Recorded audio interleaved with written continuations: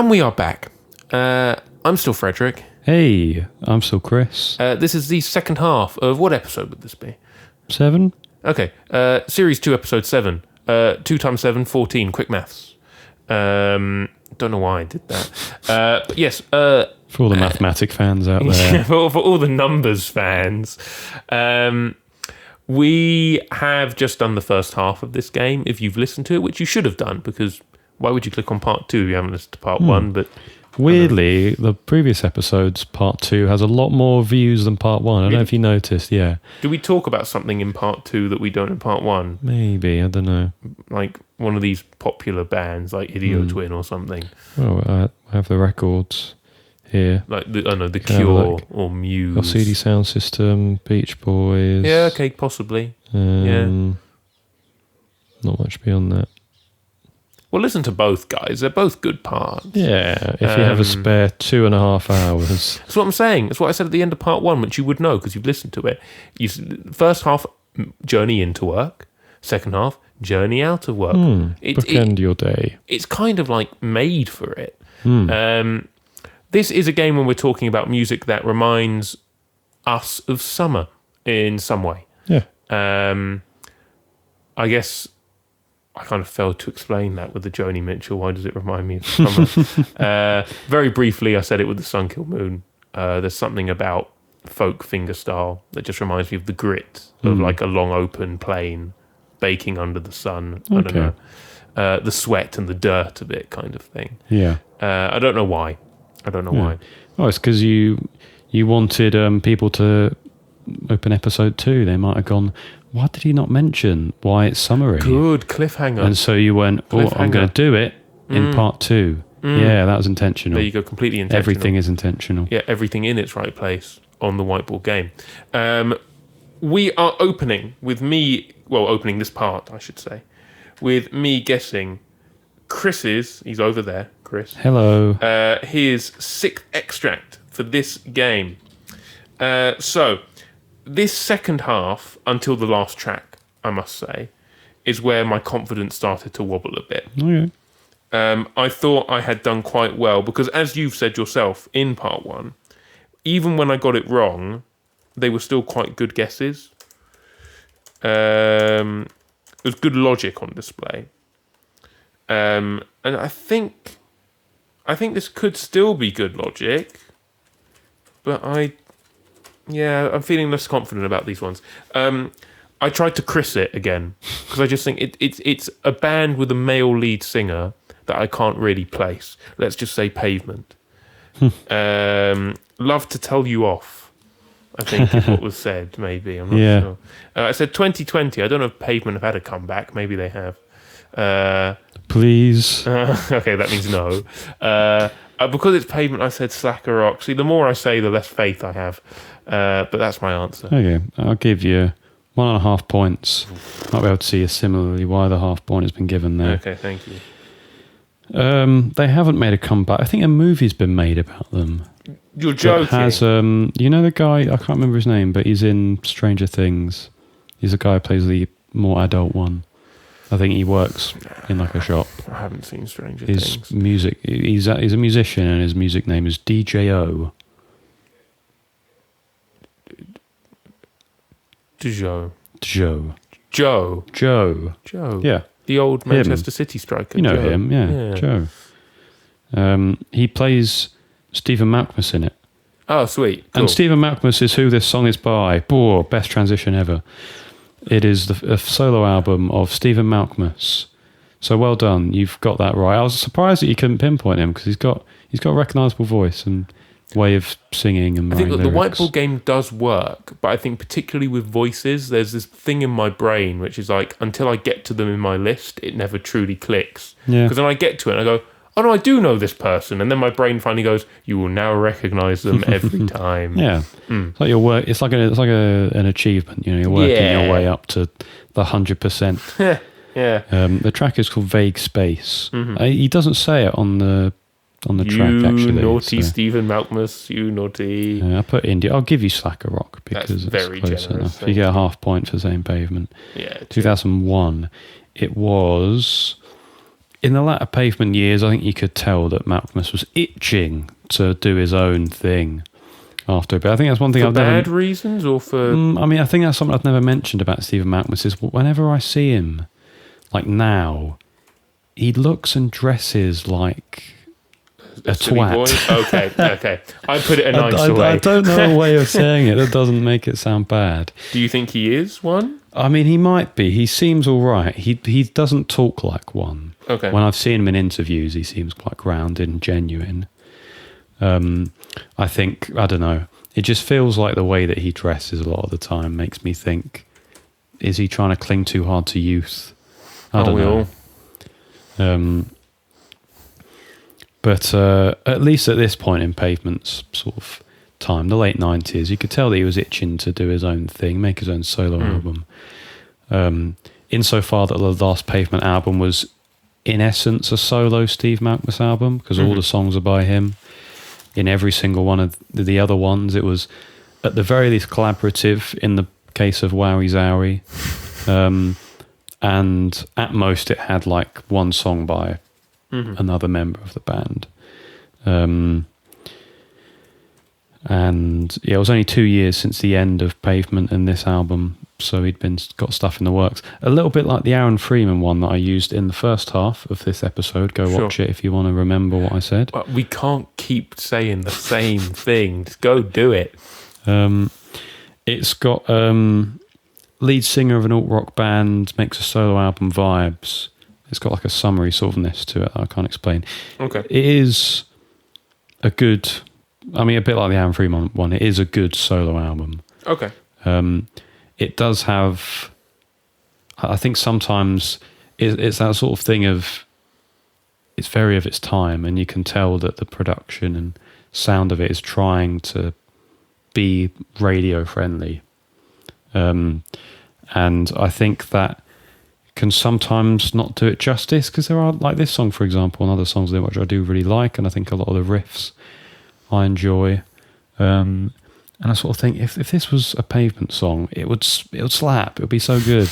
Because the other members bring so much to it. If it was a Pavement song, I'd have another half point. So, you know. Yeah. But we always wish that anything could be Pavement. I think that all the time when I'm, walking on country roads. I think, man, I wish this could be Pavement. Yeah. Don't have too much more to add. I think this album is on my sub-topster because it is good. I do genuinely think it's good. Don't listen to it terribly often because, again, it's slightly derivative. Yeah, that doesn't surprise me, I suppose. But I like Stephen Malkmus' songwriting.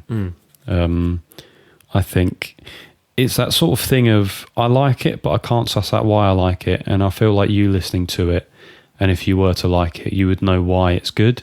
And so that's why I'm eager for you to get to Pavement and affirm my belief that Pavement are good. See, I regret it might have to take a slight pause because one of the things I'm working through at the moment is a different kind of alt-rock band. And so I'll need a break from alt-rock for an artist or two after it. Curse you, Smashing Pumpkins. Not this time. I did enough of them. I got to the point where I, agreed with everyone else that Mr. Corgan is I don't know why do people not like him? Yeah, I think he's just hard to work with. Oh, is he? And he's very sort of... Bald! He has a very sort of specific way of doing things. Do you know what? Funnily enough, there is a slight beef between Stephen Malkmus and Billy Corgan. In Range Life, the Pavement song, Stephen Malkmus sings... Out on tour with the Smashing Pumpkins. They're nature kids. They don't have no function. I don't understand what they mean. And I could really give a... Which, on the surface, sounds bad. Yeah. If you look at it, I think it's just him sort of saying, yeah, I just don't really like the Smashing Pumpkins. That's fair. That's fair. Do you know what? He disses Stone Temple Pilots more in the bit afterwards. He says, Stone Temple Pilots, they're elegant bachelors. They're foxy to me. Are they foxy to you? I would agree, but they deserve absolutely nothing more than me. Ooh. Or something like that. Ooh. He can be a bit arrogant in his songwriting. There's an element of that I like, actually. Yeah, well, the cockiness of backing yourself. Yeah. Mainly because, I mean, if I didn't like him as much as I did, I'd probably think, shut up, mate, you're not good. but because I like them, it feels Shut justified. up, mate. You're not good. And basically, Billy Corgan he don't like when anyone. If we sat on this podcast and said we didn't like it, he would find a way to find this podcast and tell us we're wrong. I think, for the record, I don't mind the music of the Smashing Pumpkins, so you don't need to do that. I too don't mind the music of the Smashing Pumpkins. I love 1979. It's a really good song. Deep dive. Yeah, you've really gone deep with that one. But anyways, 1.5 points for you there. Thank you. I find any excuse to use a pavement-related song in any form. So there you go. And you can round up your half points there as well. There you go. Because you got useful. 2 half points. I was going to say, when, the fateful day arrives, because it will, it's not an if, it will, and it's your wedding, I predict Pavement to be a walkout song of sorts. You said use it on any occasion. First dance, Pavement. I have to think of... To be fair, they have a song called We Dance, and it's actually, it could work. So... Unbelievable. I think that genuinely has passed my mind at one point where I thought this would actually make a really good song to dance to with a partner or something. It's quite intimate and quite close. Maybe I will. There you go. We'll have to see who my partner is and if he's single. Line up, ladies. Famously, podcasts are great means of figuring out whether you like how a person looks. Famously. And after the everlasting sound of crickets and dust passing by there, I think we'll move on to number 6. This was classical. Yeah. So it was piano-y. And it felt impressionistic in a way. It felt sort of modern. I played it safe and guessed Debussy. Okay. I thought the Sunken Cathedral, what a banger! It had tinges of Ravel as well, but I put the Sunken. It doesn't. I don't think it's a Sunken Cathedral because it didn't sound like it to me. I couldn't remember the French for it as well because that's the actual title, so I just put the Sunken Cathedral. Oh, you're challenging me. Impressionism, classical. It was Debussy in it, Impressionism. Although don't tell him that because he won't be happy that you said won't. That. Very true. 1903. I'm going to allow any person who can speak better French than me to challenge me on this, should they listen to the podcast. I want to say it's I don't know if it's Cathedral or Cathe. Oh, yeah. It's French. They're not that far away from England. They're going to have a th in their linguistics. Yeah. So I want to say La Cathedral Égloutée or Égloutée. The Cathedral Égloutée. Yes. The Cathedral Égloute. I do think about that sometimes because you think how much we sort of try to get the accent right. You think in France or something, they're saying English words in French, and then when they get to a complicated one, they're saying in perfect English. What do you think? Well, I'm saying that's what we do. So do other people do it in the same way? Anti-disestablishmentarianism. I would like the fish and chips. Yeah. It's an interesting thought. Do you have a Savoy? Pork pie. This is, it's not Debussy, I'm afraid. It's one of the other ones. It's Erik Satie. It's called, and I'll give you a bit of a translate challenge here. Le Bain de Mer. Le Bain de Mer. Le Bain de Mer. Le Bain de Mer. Le Bain de Mer. Mer is ocean, right? Water? Yeah, sea, yeah. Something of the sea. Yeah. Barn. What's barn? The sound, maybe. The roar. This is the sound. I've no idea. Le bain is the bath. The bath. The sea bath. Now, it's not literal. If you combine those two things together, you get a pastime, otherwise listed in the title of this collection, Sport et Divertissement. So I want to say that's sports and activities or something, if I had to make a guess. Oh, okay. It's released. The collection was released in 1914. I put modernism / impressionism. I'm going to give you a point. Thank you. Le bain de mer is a non-literal way, for English speakers that is, of saying sunbathing. I think it's sunbathing. It's like a 12-minute collection, and where the average piece length is just a 40-second idea. And it's like, you've got le yachting, le tennis in there. It's just different sports and summer pastimes, basically. And it's just in the way that a lot of Satie's music is. It's just a lot of fun. Yeah. It's just a lot of fun. Had a unique way of doing stuff. I can't remember which piece it is, but I'm certain, because the way it's printed is actually, it's a facsimile print of his handwritten score. That's how it was produced. And there's a bit, I can't remember which piece it is, where he's like circled a note or something, and above it in English he's just written "Yes!" exclamation mark. I don't know why. I'm pretty sure that shows up at some point. But the whole thing's really fun. It's one of my favourite ones. I did just re-listen to it because it's just 12 minutes. And so let me pick one that I actually prefer over the others for Chris. It's quite short. He's going to have a bit of silence in his recording, unfortunately.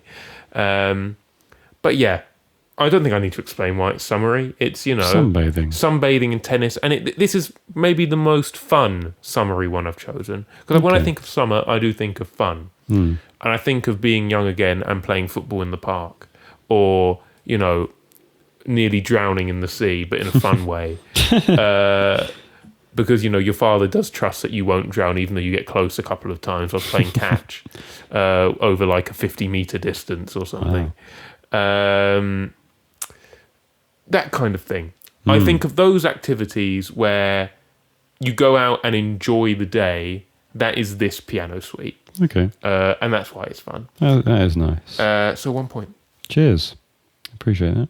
It was one of the first ones I thought of when we were doing this game. I thought, I've got to, I've never used this Satie suite, so I've got to use it now. Your number 7. Yeah. This is the one I think I had the least to go off for. I'm a little bit scared, to be honest. Okay. Because it's one of those where it's not even a good guess, probably. I just didn't know what to say. So you've got to put something down. It sounded... I don't know if it does sound... I put James Blake. I don't know. I don't think James Blake would be so uncouth to swear so much. Well, so maybe a very not. Un-James Blake thing to do. I said, think about you. Or did I think so far ahead? I said 2022 R&B.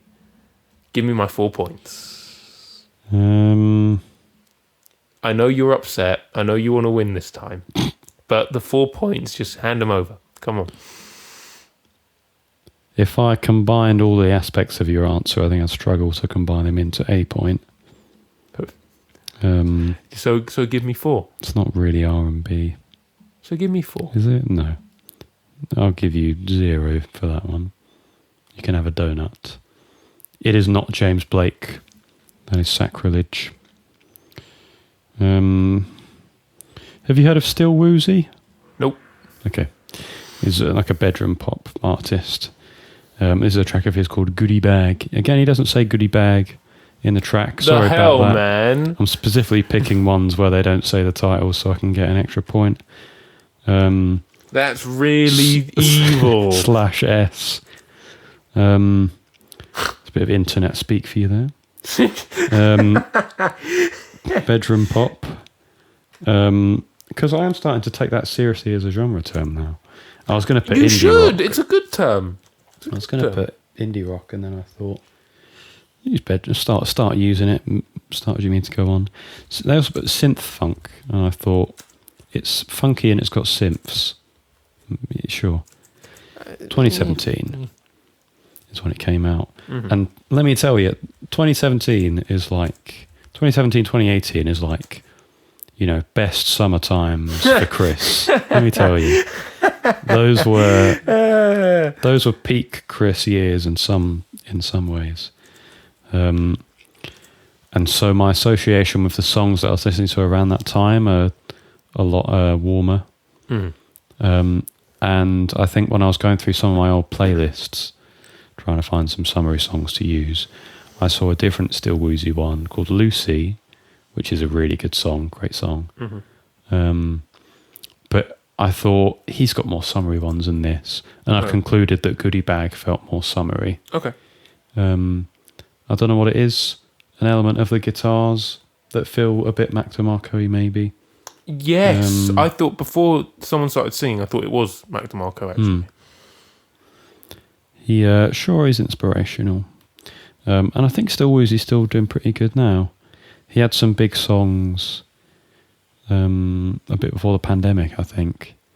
I don't know what he's up to now. I haven't heard any of his recent stuff. But He released something last year. He was one of those musicians who it was sort of random tracks that I liked. And there was never really a project of his that I felt engrossed in, really. One of those I actually find on an indie playlist and you think, oh, this is a good song. But I hope he's doing good because he seemed like a pretty interesting and cool musician. So there you go. I don't want to go too much deep on it. Sorry, you didn't get any points for that one. Well, I remember you giving me 4, actually. That's what I've written down. But, well, I think the viewers will have to decide if you're... That's right, viewers. Who's your favourite? Anyway, your next one reminded me of a fun musician you've used before. And I remembered his name this time, which is good. So I think it's S.G. Is it S.G.Rogie or S.E.Rogie? Oh, I'm going to look you in the eyes right now. If you pick the wrong letter, I'm not giving you the point. That's the deal. I'm not second guess myself. I'm going to leave it as I had. Okay. S.G.Rogie. I think he's singing in English, but I know in some of the other ones you've used me, he sings in English. But there's a word he uses that doesn't sound like English. So I've combined 2 English words. Okay. So I've said the title's called Way Me Like That. Okay, cool. I didn't know if it was like a Wichita 2 sort of moment where there's like a mixture of languages in the same song. Bad example to use because I think not a lot of people know the song Wichita 2. But I mean, I didn't until a few months ago, so that probably says all you need to know.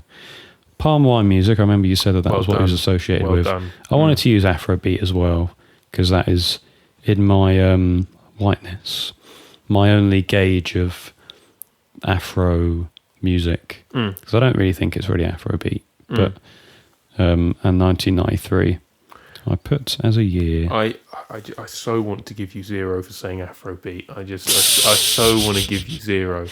Because my understanding is that is like club music almost. I think it's quite broad Afrobeat from what Well, screw you. It's not Afrobeat. No. I'm going to give you... Now, I did say if you got the wrong letter, I wouldn't give you the name. It's S.E. Oh, no. I'm gonna give you 2.5. Thank you. I appreciate that. Because I'm going to combine what I said about... Well, you'll see. I think generally on balance, I think 2.5 is fair. You'll see why. It's S.E.Rogie. It is 1994. Palm wine music. Norway Me Like That. Oh, I see. Woman to woman. In brackets. I could have given you the opening, which would have given you that, because he just says in his very warm, deep voice, speaking voice, just goes, woman to woman. And then he just starts, the track just starts. It's one of my highlights of the album. Didn't know you were into that, S.E.Rogie. I just love that slight bass rise, that sort of turnaround before you get to the chorus, the do do do do, which I'm just really fond of the way his vocals ride that bit. I want to say, and I could be really wrong here, that he's singing in some form of pidgin English. Oh, I see. Yes, I feel I've heard of pidgin. Yeah. My understanding of forms of pidgin dialects are that I suppose maybe it comes from when you had I don't know, Commonwealth nations or something, I don't know. And so you're hearing a language that isn't your own a lot, but it becomes the dominant one because of the amount of people that are there. And so the groups that are there, instead of learning the language, mimic it. Yeah. And so they try their best, and they don't necessarily know what the words mean, but eventually you get this language which is halfway between a new one and English. Yeah, yeah. So it's based on the sounds and things. So I want to say what he is saying is what we would say is, no way, I don't like that. But Norway me like that. Yeah. And so I think from what I can decipher, and I could be really wrong here, and I don't know if there's, actually no, I know for a fact that there's not going to be any S.E.Rogie scholars listening. So I think I'm going to have the most knowledgeable opinion on this one at the moment until further notice. I want to say it's a song about him basically going, don't be mean, don't do that. Oh, that's nice. So I think the majority of the album is just so warm, it's so happy. It sounds it. There's one track which is like, I lost my wife or something, which is like, if that is what you think it is about, then no, not happy. It's like, when you use like a bunch of like emojis and one of them is just not at all like the other ones that you've used. Yeah, so they're all laughing emojis, but then you put the skull one in there, which has become a laughing thing, but because there's another track, I can't remember the name of it, where I think it's A Time in My Life or something, where he's just talking about basically quite a difficult childhood by the sounds of things. Right. But he says, I was grateful because I had my guitar. And then the song ends with him basically just going, it's a bit abrupt, but he goes, and so what did I do? I knelt down and I prayed to God. And then the song ends. And it's just like, this man was a happy guy. He loved his God.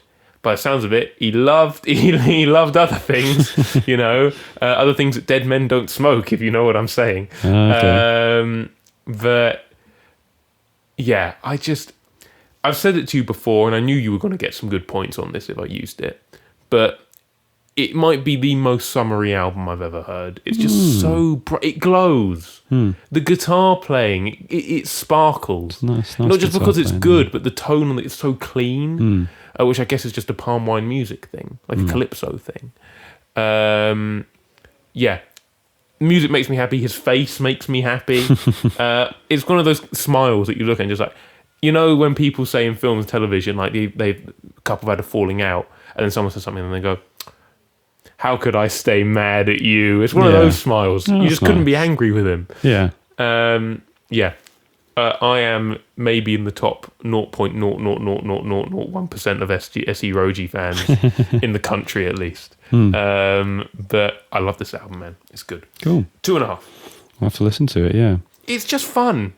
It's not going to be the best album you ever hear, probably. I mean, maybe you love palm wine music. I don't know. I really enjoy it. But it's just really happy. It makes me happy. Yeah. I was going to say, I've heard of Pigeon because there's some Chelsea fan accounts that are like Chelsea in Pigeon, and I've found them and I've gone, what is this? It's not a different language. Is it a different dialect? I've always been very confused by it. And then I looked it up, and that's interesting. He's from Sierra Leone, so yes, I'm guessing probably would it be sensible to say a lot of West African countries were once a long time ago British Empire, part of the Commonwealth, I suppose. Yeah, maybe. I think that is sensible. But do you remember where he died? Yeah, South London. Yeah, yeah. I think that's brilliant. I think it's brilliant. Yeah, he might have settled down in South London. So, you're number 8 now. Goodness, how time flies when you're playing the whiteboard game. Yeah, man. Again, this is just such... I think I said it whilst we were actually listening to each other's extracts. I said that this answer was, in particular, just a hodgepodge. Because it's just different things from different times and whatever. Female voice didn't recognise it. Carole King. Carole King. I said, Our Little Corner of the World. 1975.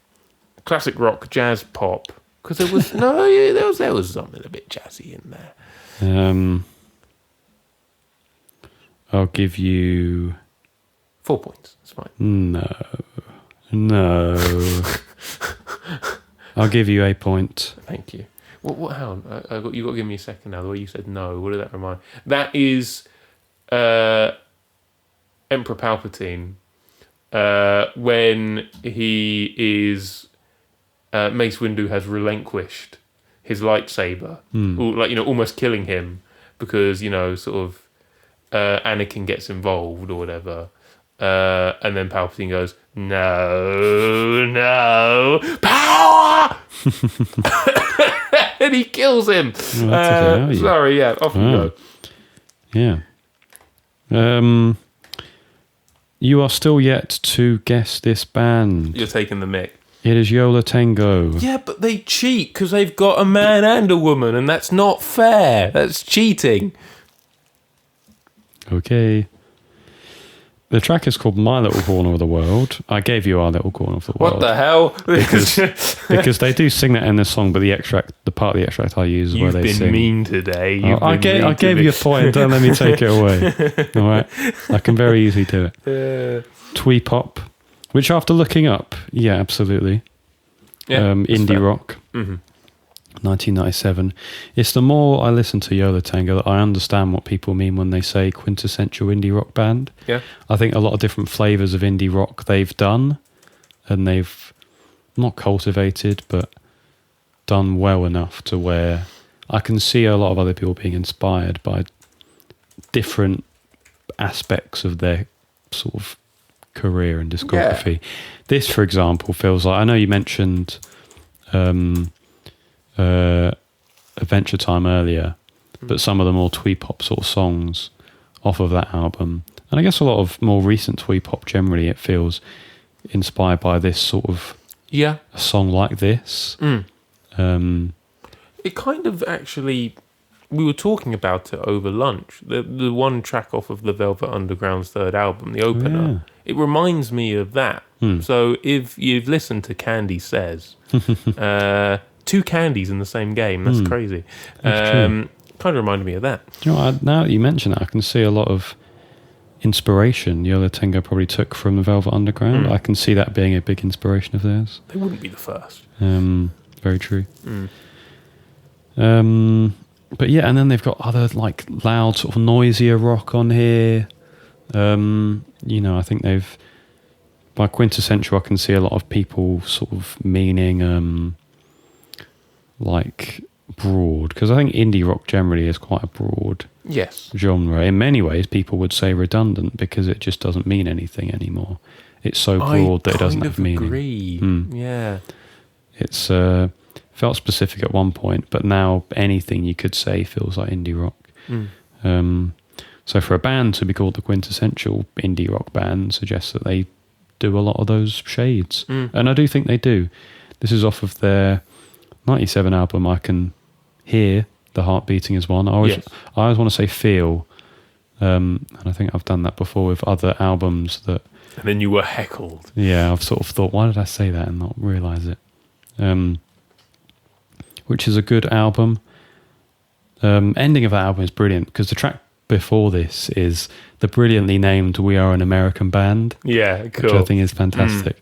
But it's got an amazing breakdown at the end of it, which is so epic, so amazing. To go, it's so good. How are they going to end it?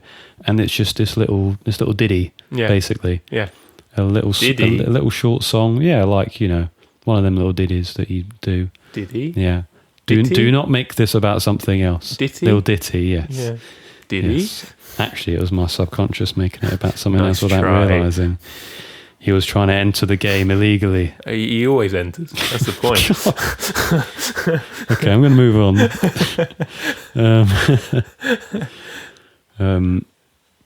Yeah. Sorry.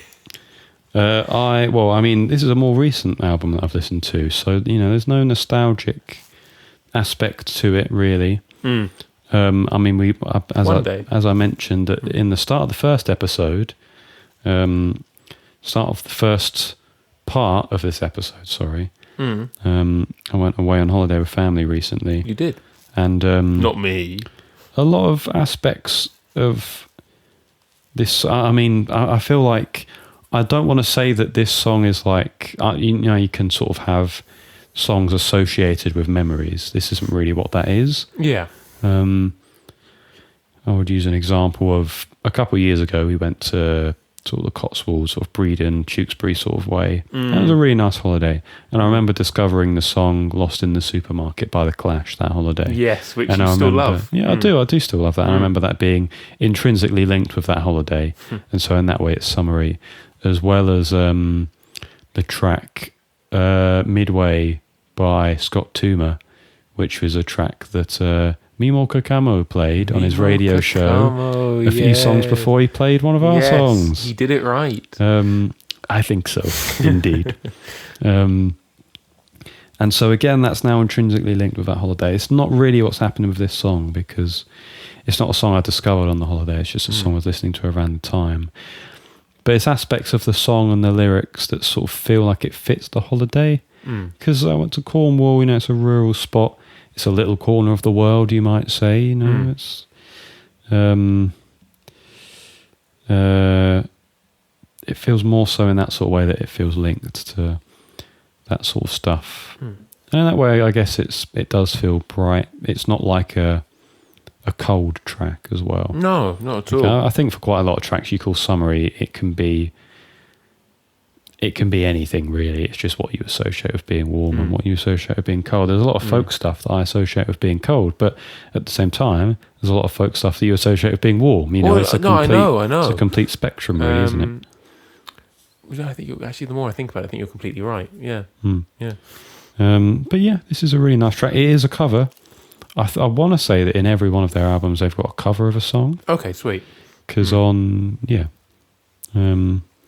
and this is one of theirs. I think it's probably just like an old sort of vocal jazz sort of song. Burt Bacharach, it's not by Burt Bacharach, but like that sort of thing. I think that's probably why I've written classic rock. Or something, probably, yeah. But yeah, there you go. Enjoy your points. I will. My solitary point. I think my issue with indie rock is that most things labelled indie rock aren't indie anymore. Yeah. It's not independent. The stuff you hear that is called indie rock, and like you go, yeah, I love indie rock, I love the Strokes. It's like they're not independent. They, especially now, off the back of all the success they've had over their career, they've got huge backing. Yeah. Huge. It's not someone who's just run out of their bedroom to a pub somewhere anymore, I think that's the thing with alternative music generally, is at one point it would have been, this is an alternative to more high-produced, glossy stuff. But now it's just like, that's like 90% of all music now is alternative. At least the stuff that you hear on the radio and stuff. So stop listening to the radio. That's our advice. If you want new music, the radio's not going to give it to you, unfortunately. Okay. On to your next one. Yep. This was another one which was ambient, whereas this one felt, I didn't think it was Hiroshi Yoshimura for the point of, it sounded like they were using, now I understand that if I were to say sound fonts, that would be wrong, because the sounds weren't made as sound fonts. That's just what has been associated with them now because of the files that we use to play back those sounds. But as in, they're like, you might say, because I think what they were doing back in the day to make these sort of tracks is they might record the note of an instrument being played and then they would play it up and down on their piano, and it gave a specific sound where, let's say you're playing a note and it rings for about 2 seconds, let's say. If you were to play that up the octave, it would ring for only 1 second because it's pitching it up. And if you were to do it down, it would play it for 4 seconds. And so you get a certain quality in that sound that's different from if you had a proper VST that has its own individual sounds for each individual note. And that's what I associate with this sort of sound. Sure. Like older sort of video game sort of stuff. And because I think it might be video game stuff, again, I've not guessed, because that'd be the wrong thing. I've paid ode to Koji Kondo. Sweet. I guessed it was called The Eternal Plane. I have no idea why I put that. It's nice. Yeah. I put Fruitage Aero. It had a vibe of Fruitage Aero. I don't think you've used it as like this is Fruitage Aero. I think it just had that vibe. Or video game music. I'm sort of putting myself in a corner there with those genres. Oh well. 2001. It's an awfully comfortable corner. It's a very inviting corner. It's 2 points. Oh wow, thank you. It's 2002 that this was released. My little corner of the world, maybe. Maybe. Not our, but my. No. 2002. The genres I put down are video game music and Fruitiger Aero. Oh, wow. Yeah. This is the Fruitiger Aero album, Chris. It's Takeshi Abo. Oh, He's mate. back. He's back. Oh no. It's called Amber in all capitals because that's how he likes to format it. This is like the second best track off the OST. Okay. I just love that shift out of just piano into the sort of electronic nonsense that forms the melody in the second half. Like you've got this thing that sounds like it's bouncing in the background or something. I think it's so pretty. The album generally is very pretty. Warning, if you do go and listen to this off My Merry May, the OST for a game called My Merry May, the majority of the album length is comprised of remixes of the same tracks. So if you're lucky enough to really like the melody from the famous track off of it, Lease, that you don't mind hearing it across the album 10 different ways, then you're in for a treat. If that kind of thing bothers you, maybe skip the remix tracks and just listen to the originals kind of thing. I mean, I've spoken so much about this before, but, when I'm making a summer game, not only does this track summery as it is, but you want an aesthetic that's summery. The ocean, grass, sunlight, the colours green, blue, orange, sea creatures. It just screams summer and brightness and peace. Yeah. In a fun way, not peace in like a way, peace in like a way. That made sense to me. Look, you've probably heard Lease at some point across social media. Yeah, you've used it on as a lot of background music and videos. Yes, because it's just nice, and I can get away with it because like there's someone on TikTok has made a their own version, and so if I put the actual version on it and then I select their music, it tricks the system. I just turn that music down, and we have our normal backing, and TikTok goes, "Yeah, that checks out. That's fine." I go, absolutely, it does. YouTube less success, but. Look, Fruitiger Aero, as I've said, I've given you the kind of images. It's like, it was a sort of marketing aesthetic used in the early to late 2000s, so that decade, where there was a lot of water and sea creatures, as I've said, and bright blues and greens and yellows and oranges. You look up the images, you will recognise them if you were alive at that time. For us, that's our childhood, which I think is why it resonates on such a nostalgic tone. And I suppose, as you've kind of touched upon, summers felt better when you were younger, in a way. They do, don't they? Because you think back to before I realised that the beach was boring, for example, and I did actually have fun.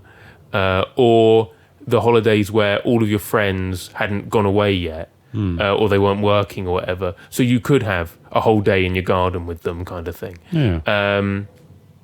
This is the music for that soundtrack. So please, if you like nostalgia as much as I do, boy howdy do I. My Merry May's OST, Takeshi Abo, the go-to Fruitiger Aero, involuntarily.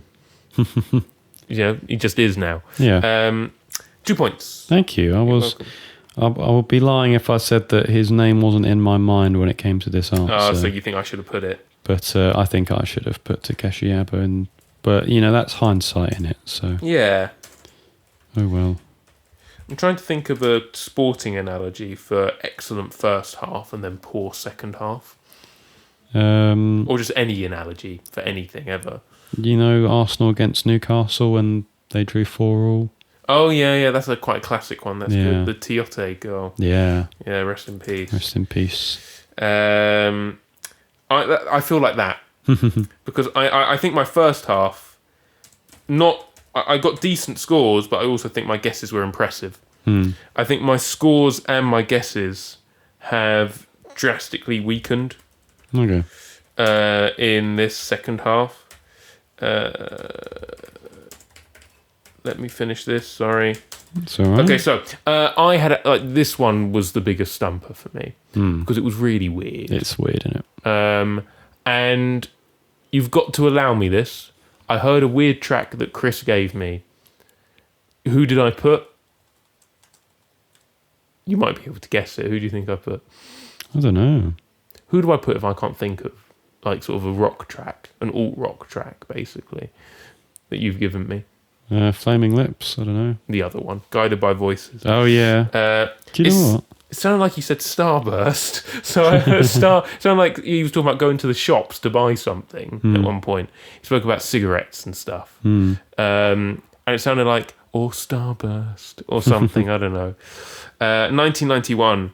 It's so weird that it made me want to put outsider music, which is what I've done. I put experimental rock, bedroom pop, lo-fi rock, a plethora.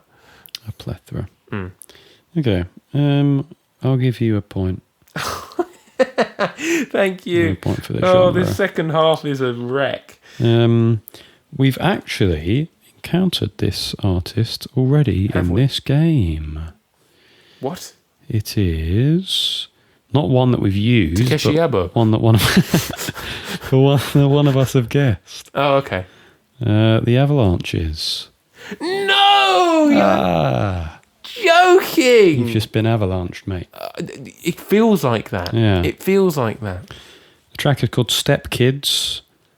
Is that what he says? It's not Starburst. No. I don't think she's. I think it's a she. I don't think she sorry. says Stepkids at all in the song. Okay. I don't really know why that's the name of the track. Okay. Maybe there's a reason. Neo psychedelia / psych pop. It's psychedelic. You've been really kind. For somewhere in your answer, I thought you can have a point for that. 2016, because it's off of Wildflower. There you go. Which is now again for Avalanche listeners out there. I know this is an egregious opinion. I know what I'm about to say.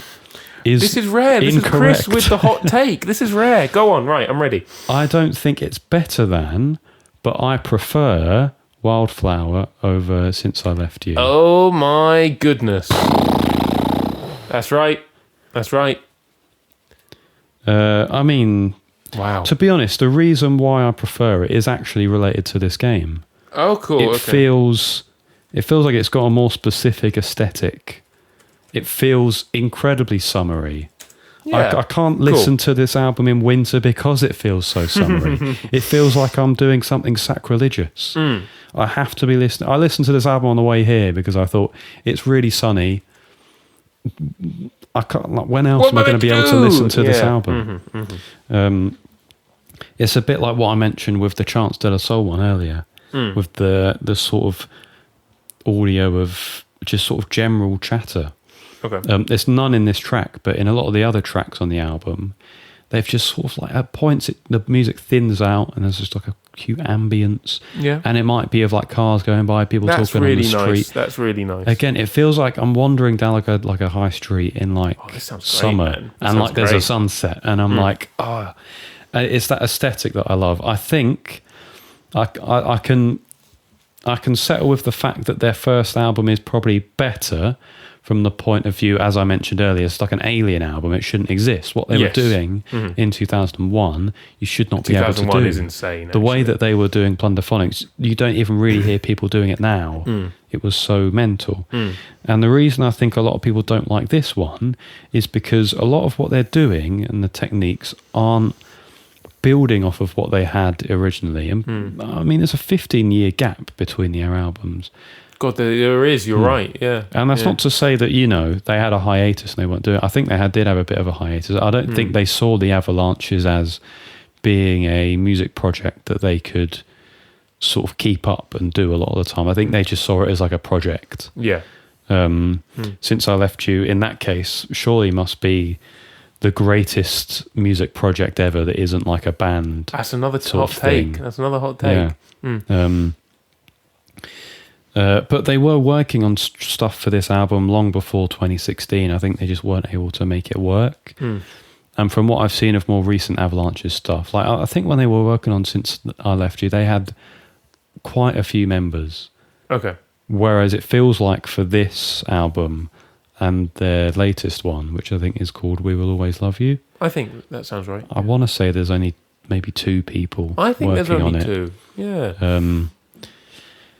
Which is, I mean, there's a good documentary on Since I Left You on YouTube, which I need to rewatch again because it's really Is interesting. it just a massive montage of clips? It's like a layered montage over of each clips other? of them. It's a montage of clips of them working on it, but like they've got like cameras of like 2000s quality, so it gives you the vibe of like they're making it in that time. I love it.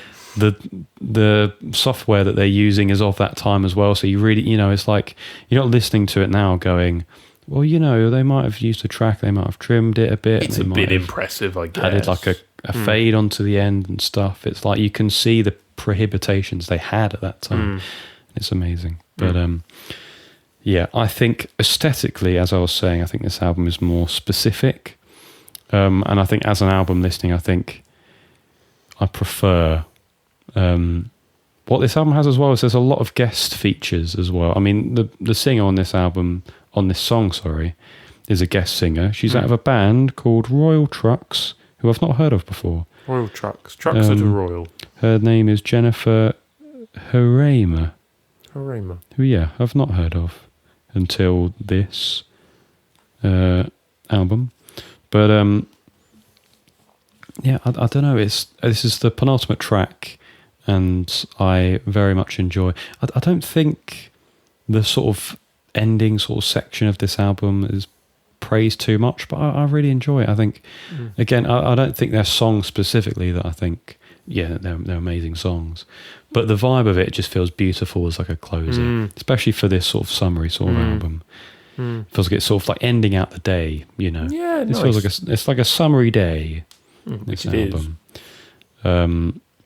Yeah, it's. I'm not sure if all of this album, aside from the singing, is sampled. I want to say there's parts of it that maybe they've added, and it's not like Since I Left You, where it is literally all samples. Just snippets put on top of each other. They might have done it a bit differently here, but again, I had that thought, and then I listened to it on the way here and went, "No, this has got to be all samples, man. Surely." But I don't know. Great album.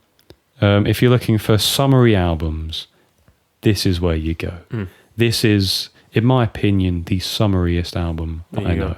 There you go. So there you go. You got a lot of good summer album recommendations out of this. You got why have I just completely blanked on what this? Flower Boy. That's a summary no, album. the Avalanches thing. Since I Left You. The other one that you're talking about right now. Wildflower. Wildflower. Sorry. Okay. Yeah. Wildflower. Wildflower. I've given you Dead Men Don't Smoke Marijuana. Use of Flower Boy. I've said the My Merry May OST, all hour and 50 minutes of it or whatever. Lot of choice. Yeah. I was momentarily distracted as you were talking by out the window, and I've never seen it happen like in the moment before. I'm certain that a bird did fly off in the distance and White did leave it, and I saw it leave the bird. Yeah, that's and a the way it was quite fascinating artistic, you know. I didn't feel any disgust in the moment. I just went, wow, nature. You know? Yeah. It's a weird sight when you see it because you don't know if you should be disgusted by it or not, do you? I don't feel like I should see it really. It feels like one of the things I'm forbidden to see. Yeah, you're invading the bird's privacy. Yeah, I mean they do it wherever they want. They do it on me once or twice, but you know, yeah, fine. Bit rude, but a bit rude. But in some cultures, it's lucky. So yeah, your next one. Yeah, here we go. Is this one? Yeah. Now, this was one which I remember when I first listened to, I thought, okay, well, it's not English. But what is that? Where is it from in that case? And for some reason, initially, my mind was like, it's European. But the more I listened to it, the more I thought, it actually feels like it might be East Asian. Yes. I'm not going to say what specifically where. Around somewhere between Korea and Japan. Being unspecific for the point of someone might find it offensive, I don't know. And my problem came at that point of, well, it's a female singer. I don't know any like current Korean or Japanese female singers that I'd be happy guessing for. So I've guessed someone who I think has had female singers in their stuff before. I don't think it's this artist.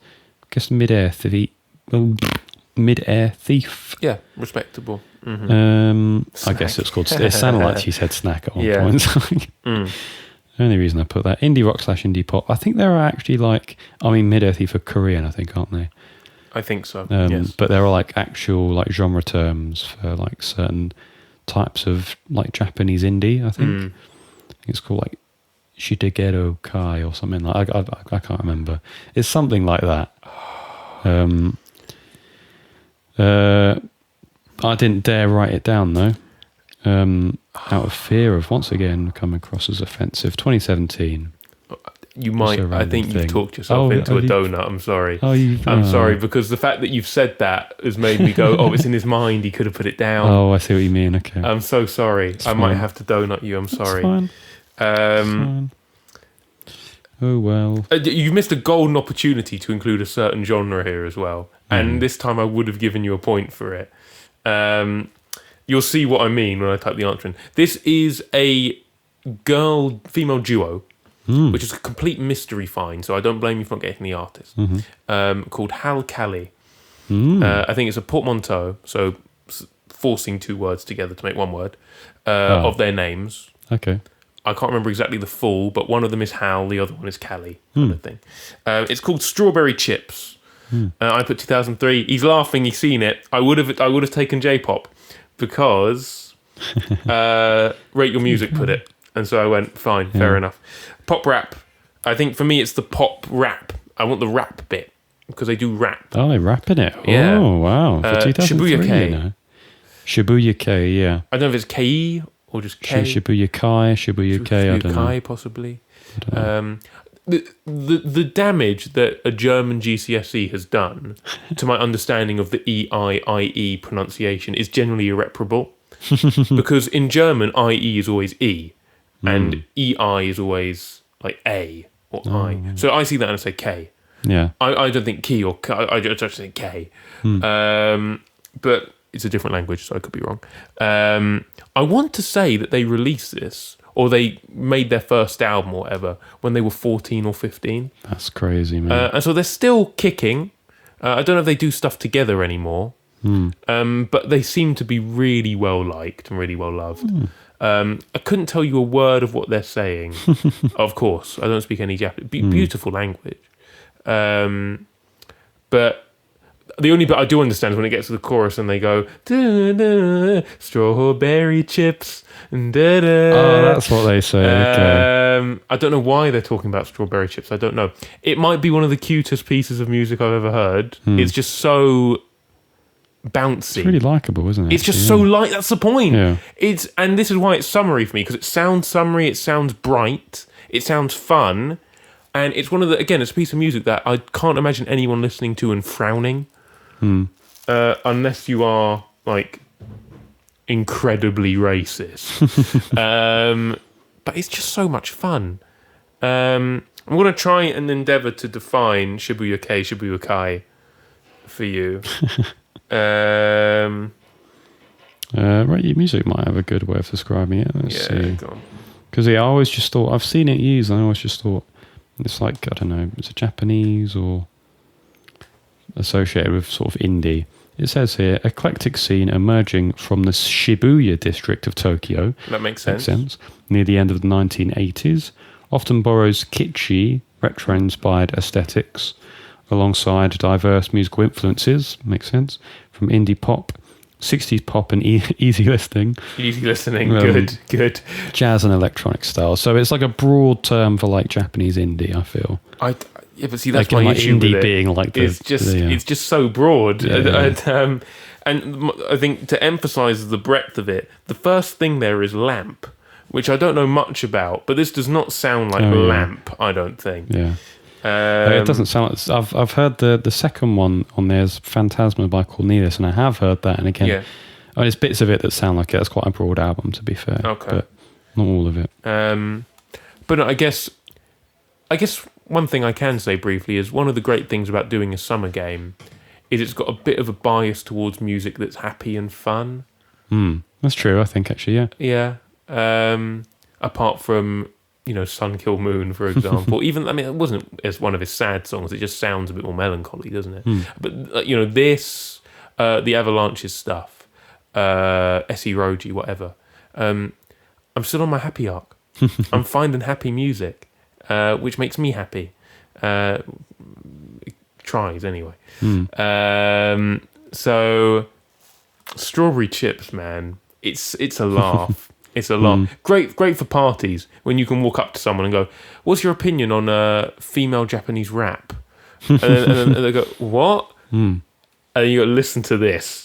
And then whoever it is goes, "You are so eclectic and sexy, take me home." Oh, mate, that's a dream. There you go. So use this. It will work. Promise you. Has worked 100% of the time because I haven't tried it. So I'm not sure anyone has. So still technically 100%. Give it a go. 0 out of 0 is 0. So yeah. I'm afraid I'm sorry. That's fine. I mean, I really enjoyed the song. So Good. I don't wallow.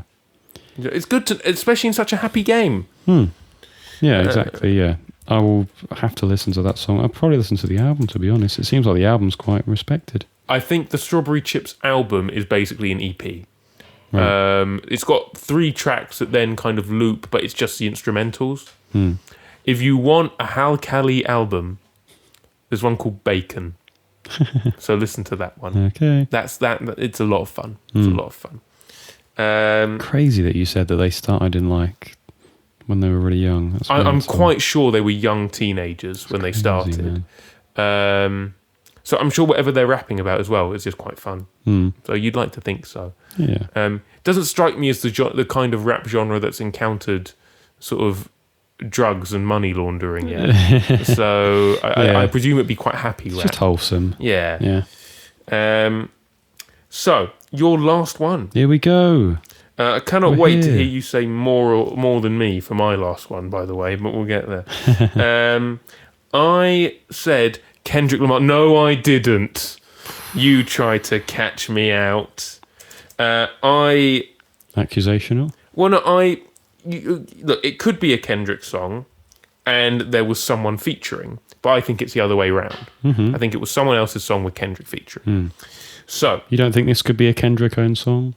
Well, I've listened to quite a lot of Kendrick. So, and I didn't recognise it as being one of his own. I've listened to Good Kid, Mad City, To Pimp a Butterfly, Mr. Morale, and GNX. And I don't recognise, and Damn, pardon me. Okay. And I don't recognise it from any of those. Well, let me tell you, this is off a Section 80. That's what I'm saying. You could catch me out. I love it when you can count me out, almost. I said Anderson .Paak. I heard his voice. I said it was Tints. Not 2014 R&B. Yeah, you can have 3 points for that. Thank you very much. You were right to think that it wasn't a Kendrick-owned song. It is Anderson .Paak. Sorry. He's just got too recognisable a voice. He has got a very pleasant yet nasal voice. Yeah. Yes. I've seen quite a lot of people say he's got one of the best voices in music, which I don't disagree with, actually. His voice is very unique, and he's got a certain soulfulness and emotion behind his voice that I think is very... I mean, it's kind of like what I said earlier. Everyone's going to have their own personal take on their favourites, whatever. That's true. But if someone were to give me one of their favourite lists and he'd be on it, my reaction would be, nah. Fair enough. Nah. Yeah. It is called Tints. You were right to guess it was called Tints. It features Kendrick Lamar. Synth funk, again, that showed up again. I can see it a bit more in this. Pop rap. I can see this more so being pop rap, sort of. Yeah, pop rap. But yeah, I don't know why I didn't put R&B, actually. It's quite R&B. I put down Anderson .Paak and I just went probably R&B. Yeah, so. Yeah. 2018. 2018 is when it was made. You were just out. 1 year off of 4 points there. Again, this is one that I heard back when it came out. I was just starting to get into Anderson .Paak around this time, actually. And I mean, he's singing about having tinted windows. I mean, does that not scream summer? Admittedly, he's singing it not for summery reasons. I think, and Kendrick matches the kind of energy of this in what he says as well. In how it's more so to do with being in the public eye, but wanting your privacy. Okay. So I think the chorus is something like, riding around that open strip, I need tints, I need my windows tinted. I can't be flying down that 110 with the baggage in my whip. I need tints. It says exactly what you think it's about, basically. Yeah. Mm-hmm.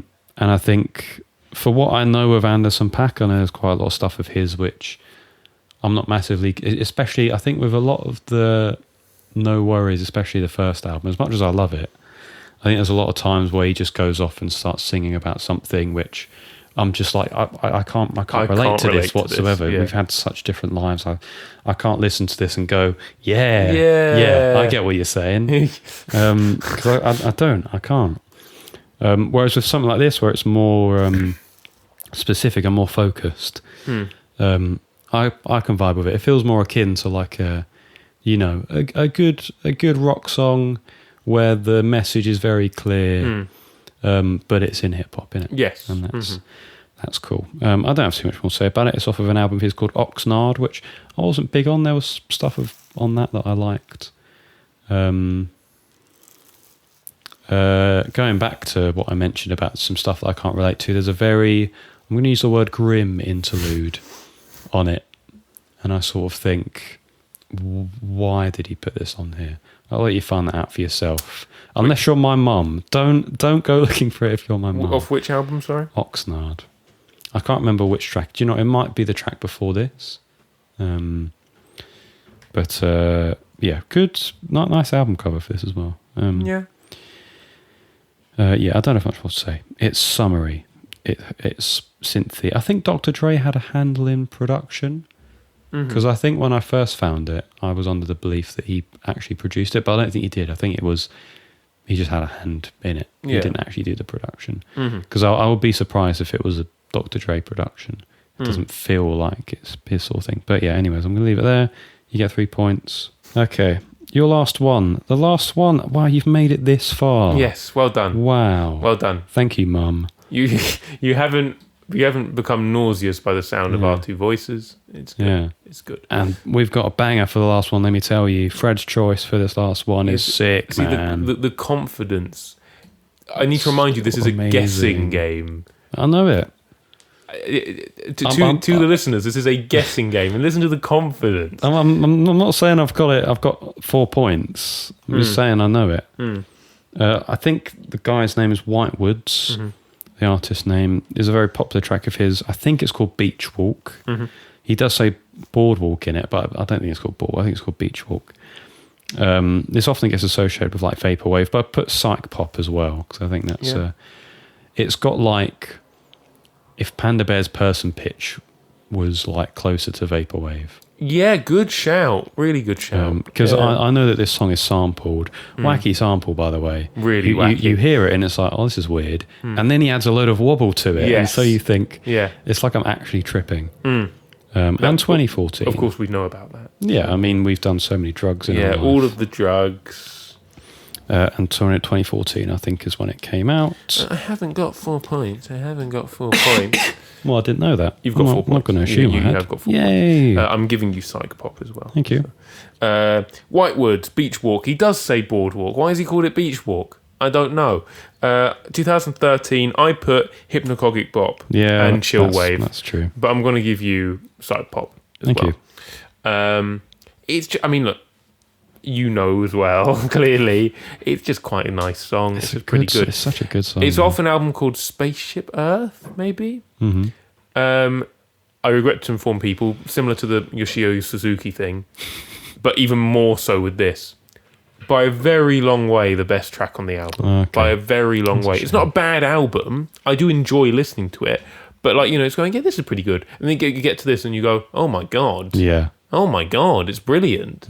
It's just one of these sort of half electronic tracks because of the vocals in there, mainly electronic tracks that you listen to and you go, it's just got something, man. I don't know what it is. Something about it's just happy and inviting, and it has got it gives me the same feeling that of nostalgia that vaporwave does.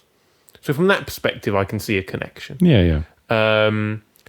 I was really into this. Like, this was, I think it was maybe even a lockdown banger for me. Yeah. But it just reminds me of summer. Yeah. It's bright. It's a beach walk. It's like the dusk has just started to set in. It's the end of the day. There's that feeling of nostalgia and yearning in there, but you're happy. And like, it's this moment of, I could stay here forever if I wanted to. Because quite literally, it's only a 2.5 minute song, whatever. Yeah. I will never get bored. One of those I will never get bored of. It's short, does what it needs to do, and then you go, can you double the runtime, please? Because I'll never get bored of this song. 10-hour version, please. I will never get bored of this song. So 4 points. Thank you. That's my closer. No, with the closer, it's more like, this is a great discovery I've made. But I've known this for ages, and I just thought it's just really good. And as I was making it, maybe I thought, I'll put this at the end because maybe this is the one Chris will enjoy the most. So here we are.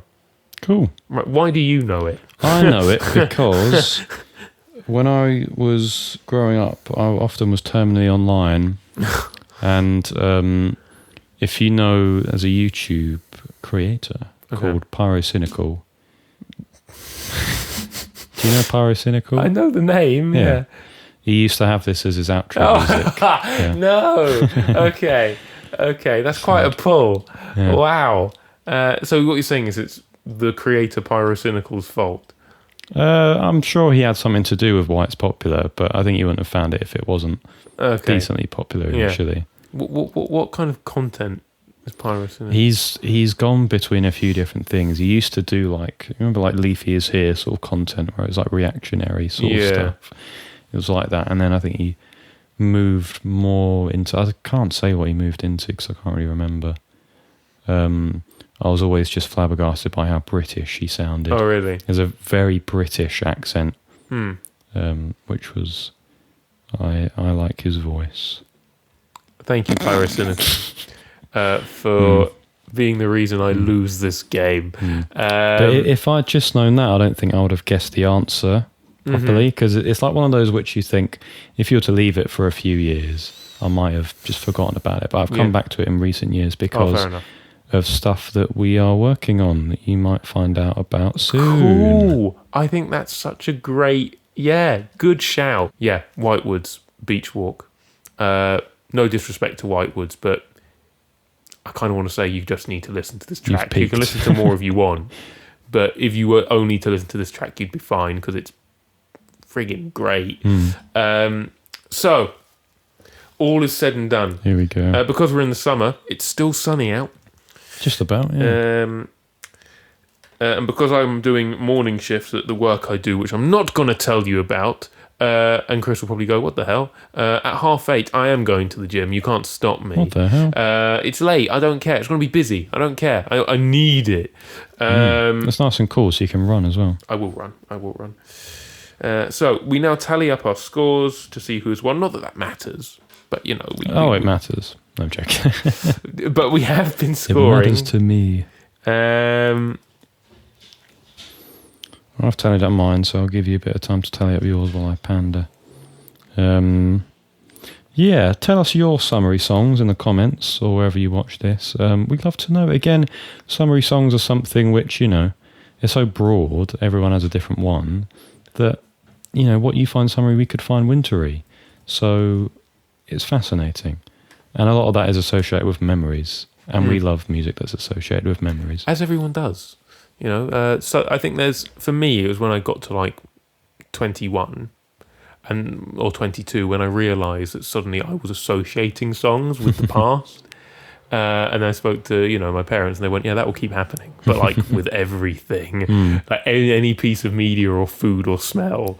And I just went, okay, the best years have gone. Okay, that's nice. Are you ready? Yeah. Okay. Score time. 3, 2, 1. Whoa. Oh, okay, closer than I thought. I thought you had started to walk it. I can never tell anymore. I scored a respectable 18. That's a very respectable score. I scored 20.5. Congratulations. Thank you. Well played, GG's. Good game. Good game. I enjoyed this one a lot. Yeah, good. Not that I don't enjoy them. But, No. you know. But as we've said to each other in private, I love you. No. Sometimes, even though, it's nice to have, it's like the freedom to and freedom from. You have the freedom from too much choice, which can be a good thing when you have these quite specific categories.